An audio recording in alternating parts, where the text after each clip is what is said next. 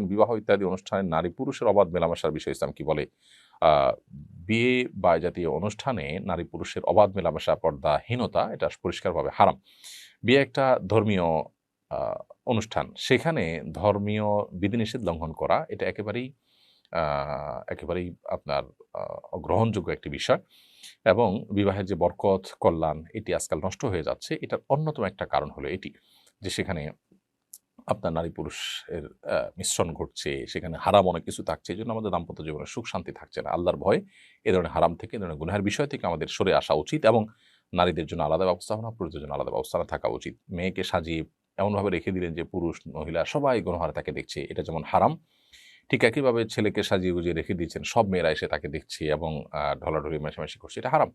নারী-পুরুষের স্বাতন্ত্র্য বজায় রাখা উচিত। এটার মধ্যে সম্মান নিহিত, এর মধ্যে নিরাপত্তা নিহিত, এর মধ্যে পর্দার বিধান রক্ষা করা হয় এবং এর মাধ্যমে আল্লাহ তাআলার বিধান মেনে বিয়ের অনুষ্ঠান করা হয়। এর মধ্যে বরকত রয়েছে ইনশাআল্লাহ তাআলা।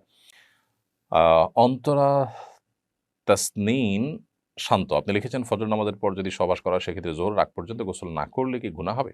গুনাহ হবে না, তবে এটা অনুচিত। যথাসময়ে গোসল করে ফেলা উচিত। যদি অন্যান্য কাজ করতে চান, ওযু করে তারপর অন্যান্য কাজ করবেন। এটা হলো সুন্নাহ। ফারহানা আক্তার লিখেছেন, ছেলে পক্ষের কাছে কি মেয়ের ছবি তুলে দেওয়া জায়েজ আছে? যদি সেটা সেফ মনে হয়, তারা খুব আল্লাহভীরু, মুত্তাকি, পরহেজগার, আ দেখা শেষে তারা বিয়ে না হলে ডিলিট করে দিবেন, এরকম মনে হয় এবং গায়রে মাহরাম কাউকে অর্থাৎ পাত্র ছাড়া অন্য কোনো পুরুষকে পাত্রপক্ষের দেখানো হবে না। এই বিষয়গুলো যদি নিশ্চিত হয় তাহলে দেওয়া যেতে পারে। তা না হলে দেওয়া উচিত না। প্রয়োজনে তাদেরকে দেখানো যেতে পারে নিজেদের মোবাইল ইত্যাদি থেকে। ওমর ফারুক আপনি লিখেছেন, আমি আমার স্ত্রী, সন্তান নিয়ে আলাদা থাকি।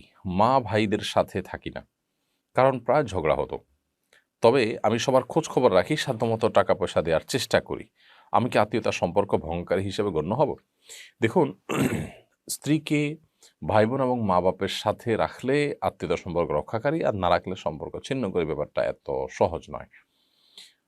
কোনো যৌক্তিক কারণে মা-বাবা, ভাই-বোনের সাথে স্ত্রী নাও থাকতে পারেন। হতে পারে সেটা নিজের চরিত্রের হেফাজতের জন্য কর্মস্থল দূরে থাকার কারণে নিজের কাছে স্ত্রীকে রাখা, অথবা আ তাদের সাথে একসাথে থাকতে গেলে আপনি যেমনটি বললেন ঝগড়া বিবাদ হয় কিংবা পর্দা রক্ষা করা কঠিন হয়। এসব কারণে যদি আলাদা রাখা হয়, তাহলে সেক্ষেত্রে এর কারণে আপনি আপনার আত্মীয়স্বজনের সাথে সম্পর্ক ছিন্ন করছেন, ব্যাপারটা সেরকম নয়।